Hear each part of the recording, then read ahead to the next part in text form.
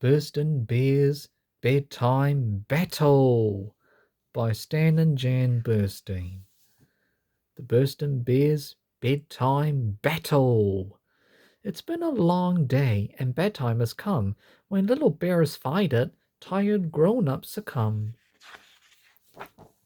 The Berenstain Bears Bedtime Battle by Stan and Jan Berenstain. Every morning, the members of the bear family woke with a smile. They patiently took turns with their morning wash-up. They got through breakfast without so much as a harsh word. Things also went well at lunch and dinner, but as the sun set and the moon rose, a change came over the big tree house down a sunny dirt road deep in bear country. The birds became alert in their nests. The ears of the squirrels perked up. Even the ladybirds decided not to fly away home. By 8 o'clock, all eyes were on the big tree house. Why? Because the great bedtime battle was about to begin. It began with a simple statement from Papa Bear. It's 8 o'clock, cubs. Time for bed. Bedtime already? Gee, I'm just getting my Jurassic dinosaurs lined up to fight the Cretaceous dinosaurs, said Brother Bear. That's all very well, but aside from the fact that they could never have fought because they lived millions of years apart, it happens to be bedtime, said Papa. But nobody goes to bed at 8 o'clock.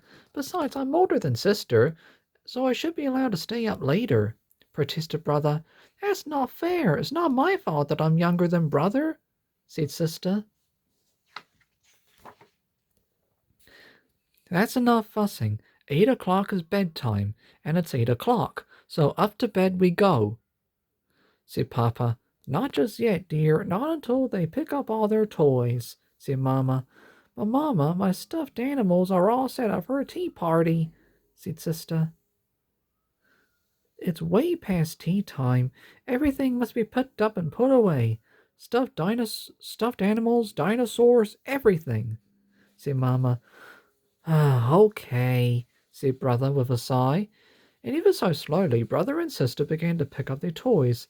Don't look now, but at that rate we'll be down here for another while. For another hour, said Mama to Papa. I see what you mean, said Papa. Hey gang, let's have some fun. Let's see how fast we can pick up the pick up toys contest, he said.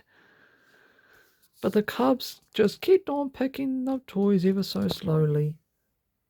By the time Papa won the contest, he was exhausted. Okay. Now up to bed, said Papa. Papa, said Sister. Yes, said Papa. Do you remember when we were little, you used to piggyback us upstairs on your back like a horsey? Asked Sister. Yes, but you're not so little anymore, said Papa. Please, Papa, please, cried Sister. If I must, groaned Papa. Hi-yo, Papa, shouted the cubs as they rode upstairs on the back of Horsey Papa. Shh, less noise, please. I just got baby honey to sleep. Shh, shushed Mama. All right, cubs. Off of your clothes and into the tub, said Papa, as he reached the top huffing and puffing. Last one in is a dirty bird, shouted Brother as he and Sister ran down the hall throwing off their clothes. Tub toys, shouted the cubs as Mama filled the tub. Not so many, she protested. But Brother is 5 and only have 4, cried Sister. Bath time isn't playtime. Only one toy to a customer, said Papa. Bubble bath, cried Sister. Papa, you do the bubble bath while I get their bathrobes. Just read the instructions on the bottle, said Mama with a sigh. Mama went into the cubs' room, laid out their pajamas, and got their bathrobes. Bathrobes are also known as dressing gowns, but when she headed back to the bathroom, a strange sight greeted her eyes. "Oh my goodness, Papa, what have you done?" cried Mama. The bathroom was filled with thousands and thousands of pink bubbles. "I just followed the instructions. I poured in a cupful as it says, he said. But if you look more closely, you'll see that it says catful, not cupful," said Mama. "Oh, he just got busted." As in, he just got busted. After a while, the bubbles were gone, and all there was left was a slippery pink goo. "Be careful, dear. The floor is quite slippery," said Mama as she rinsed the cups with the shower attachment. But her warning came too late. "Aye!" screamed Papa as he crashed to the floor. Mama helped him up. Then she rubbed the cubs dry with a big nubby towel, and then they got into their bathrobes.